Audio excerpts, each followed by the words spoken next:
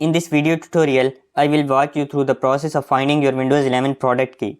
Whether you need it for reinstalling your operating system or other purposes, I will show you different methods to locate your Windows 11 product key. From built-in tools to third-party software options, you will have a range of options to retrieve this crucial information.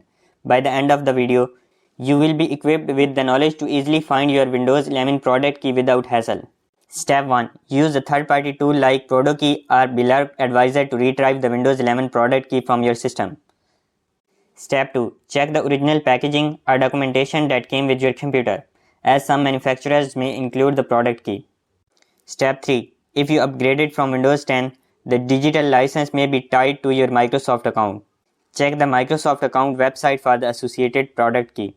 Step 4. Check your email for a confirmation message from Microsoft or the retailer where you purchased Windows 11.